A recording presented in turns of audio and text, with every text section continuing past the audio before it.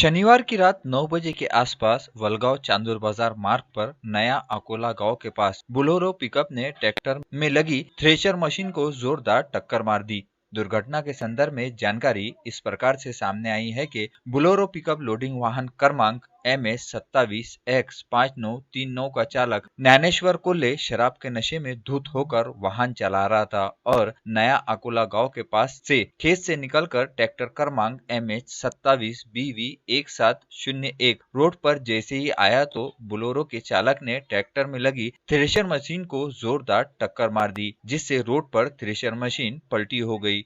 तो वहीं Bolero pickup का सामने का भाग भी क्षतिग्रस्त हो गया। दुर्घटना की जोरदार आवाज सुन गांववासी तुरंत ही मदद के लिए दौड़ते हुए घटना स्थल पर पहुंचे और उन्होंने पाया कि बोलेरो पिकअप का चालक शराब के नशे में धुत है। तो दूसरी ओर इस दुर्घटना में ट्रैक्टर चालक राजाभाऊ भोरे बाल बाल बच गए। दुर्घटना के चलते गांववासियों की भारी भीड़ रोड पर ही इकट्ठा हो गई थी और गांववासियों ने बोलेरो पिकअप के चालक को पकड़कर रखा था। इस दुर्घटना में किसी के भी घायल होने की जानकारी सामने नहीं आई है। नया अकोला से किशोर धर्माड़े की यह रिपोर्ट। शनिवार की दोपहर कलकत्ता से मुंबई की ओर जा रहा मालवाहक ट्रक क्रमांक WB25 के 3054 जैसे ही तलेगांव की घाटी में पहुंचा था कि तब ट्रक चालक का वाहन पे से नियंत्रण छूट गया और ये वाहन घाटी में पलटी खा गया। इस वाहन में मछलियां भरी हुई थी। जैसे ही ट्रक घाटी में असंतुलित होकर पलट गया तो पूरे रोड पर मछलियां ही मछलियां बिखर गई थी। इस दुर्घटना के चलते तलेगांव घाटी में यातायात बाधित हो गया था। इस दुर्घटना की खबर जैसे ही ट्रैफिक विभाग को पता चली तो ट्रैफिक विभाग के पुलिस कर्मचारी अमोल इंगोले, अनिल ढाकने, वाघमारे, रुपेश उगमुगे, विजय विखे, आशीष नेवारे ये तुरंत ही घटना स्थल पर पहुंचे और इन्होंने कड़ी मेहनत करते हुए घाट परिसर में यातायात को सुचारू किया और बीच रोड पर दुर्घटनाग्रस्त हुए ट्रक को रोड के एक किनारे क्रेन की मदद से लगवाया और उसके बाद में घाट में यातायात सुचारू हुआ। आगे इस दुर्घटना के संदर्भ में पुलिस द्वारा मामले की जाँच की जा रही है, लेकिन इस दुर्घटना के चलते मालवाहक ट्रक में भरी मछलियां पूरी तरह से रोड पर बिखर गई थी, जिससे लाखों रुपए का नुकसान होने का भी अनुमान ट्रक चालक द्वारा व्यक्त किया गया है। इस दुर्घटना में किसी की भी जानहानि नहीं होने की बात सामने आई है। शनिवार की सुबह अमरावती के राहटगांव चौक पर किसान समन्वय समिति की ओर से किसानों के समर्थन में रास्ता रोको आंदोलन किया गया। किसान समन्वय समिति को दूसरी संगठनों ने भी अपना समर्थन जताया था और इसी के चलते राहटगांव चौक पर एक बड़ा सा पंडाल डालकर पहले तो देश में विराजमान भाजपा सरकार के खिलाफ में जमकर आए हुए दूसरे संगठनों के पदाधिकारियों ने निशाना साधा। इतना ही नहीं तो समस्त कार्यकर्ताओं ने मिलकर फिर राष्ट्रीय महामार्ग क्रमांक 6 पर चक्का जाम आंदोलन की शुरुआत की और इस आंदोलन की शुरुआत में संपूर्ण कार्यकर्ताओं ने मिलकर रास्ता रोक लिया, जिसके चलते दोनों ही ओर से लंबी कतारों में वाहन खड़े हुए नजर आए और कृषि कानून के विरोध में किसानों के समर्थन में ये रास्ता रोको आंदोलन किया गया। इस आंदोलन में सभी ने मिलकर किसानों के समर्थन में जमकर नारेबाजी की और देश में विराजमान भाजपा सरकार के खिलाफ में सभी कार्यकर्ताओं ने जमकर अपना निषेध जाहिर किया।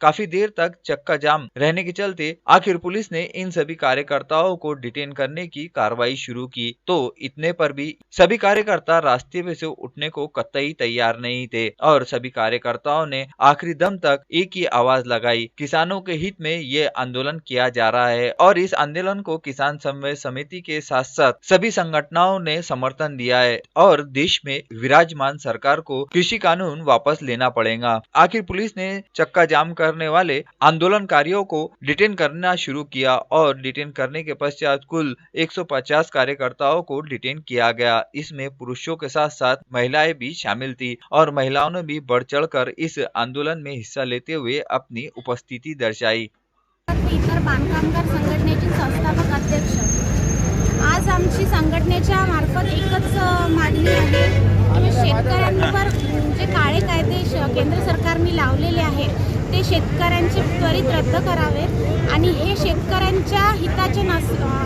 नाही, ते व्यापाऱ्यांच्या हिताचे आहे आणि शेतकऱ्यांना न्याय मिळावा ही आमची अपेक्षा आहे. शेतकरी हा अन्नदाता आहे, त्याच्यासोबत झालेला अन्याय आम्ही सहन करून घेणार नाही.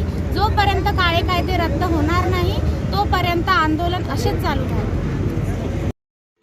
जिले में कोरोना संक्रमण की तेज रफ्तार शनिवार को भी कायम रही, जबकि एक दिन के दौरान शनिवार 6 फरवरी को कोरोना के 199 संक्रमित मरीज पाए गए थे.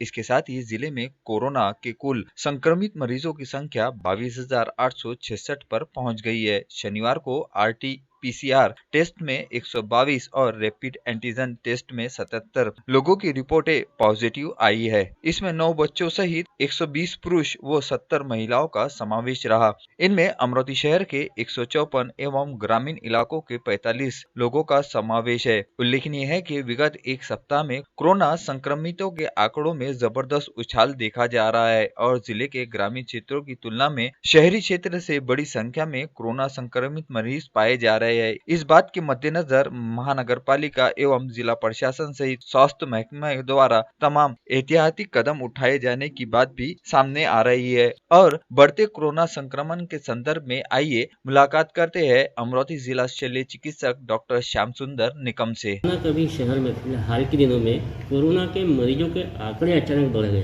क्या कारण हो सकता है? नहीं, कोरोना के आंकड़े बढ़ गए ये तो सही बात है. बीच में अपन ने कुछ ग्राम पंचायत का इलेक्शन था, बाद में स्कूल चालू होने थी, इसलिए हमने वो जो इलेक्शन में जो इन्वॉल्व है सब कर्मचारी उनकी टेस्ट किए. बाद में स्कूल के हिसाब से टीचर्स लोगों के भी टेस्ट किए और इसलिए टेस्ट बढ़ने से जो पॉजिटिविटी है वो हिसाब से पेशेंट बढ़ गए हैं. लेकिन दूसरा ये भी है कि लोगों में थोड़ा सा जो ये आ गया है कि भाई मास्क पहनने को ना, या फिर अपना जो सोशल डिस्टेंसिंग जो अंतर रखने का है, या फिर हैंड सैनिटाइजेशन है, इसमें भी थोड़ा दुर्लक्ष हुआ है ऐसा मुझे लगता है. अभी मेरा यही कहना रहेगा, आह्वान रहेगा जनता को कि आप नियमित मास्क का वापर करें, हैंड सैनिटाइजेशन की तरफ ध्यान दें और जो अपनी आपस की दूरी है वो कम से कम 3 फीट की दूरी, जिसको अपन सोशल डिस्टेंसिंग बोले, ये इसका ज़रूर ख्याल रखना चाहिए अगर अपने को कोरोना पे मात करनी है. तो कोरोना की लस, इसका प्रभाव सर कितने दिनों तक रही? कोरोना की लस का प्रभाव तो अभी तक इतना अपन उसको कमेंट नहीं कर सकते क्योंकि अभी उसके ऊपर स्टडी चालू है. लेकिन लस लेने के बाद में भी 2 डोज होने के बाद में भी आपको 15 दिन या 3 हफ्ते लगना है उसकी इम्यूनिटी आने को. इसलिए आपने अगर लस भी ले लिया, चाहे वो हमारे हेल्थ केयर वर्कर्स हो या फ्रंटलाइन वर्कर्स हो, इनको ये जो 3 चीज़ें इसका पालन तो आपको करना ही है. मेरा तो ये मानना है कि आपको 2021 में पूरे साल ये इसका पालन करना पड़ेगा. अमरोती ज़िला सामान्य अस्पताल और समझ लीजिए महानगर पालिका के संयुक्त तत्वावधानों में अमरोती शहर में बीते समय में वर्ष 2020 में जगह जगह पर कोरोना जांच के सेंटर शुरू किए गए थे. अब जिस प्रकार से कोरोना की लहर बढ़ रही, तो स्वास्थ्य विभाग की ओर से उसका भी कुछ नियोजन किया जा रहा है क्या? इसकी ज़रूरत नहीं है क्योंकि अभी अपने यहाँ जो चालू है वो चालू ही है. महानगर पालिका के बोलो या गवर्नमेंट की तरफ से सब चालू है. इरविन का चालू है, सुपर का चालू है, PDMC में भी चालू है और कॉर्पोरेशन के भी चालू है. और हर जगह रैपिड एंटीजन के लिए हमने जो पैथोलॉजी लैब है ज़िले में बोलो या फिर अमरोती शहर में, सबके पास है वो.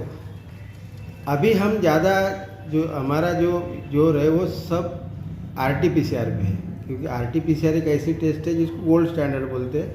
वो हिसाब से हम ये चाहेंगे कि ज़्यादा से ज़्यादा लोग RT-PCR करें. इसलिए रैपिड एंटीजन का हम थोड़ा कम ये कर रहे हैं करने के लिए.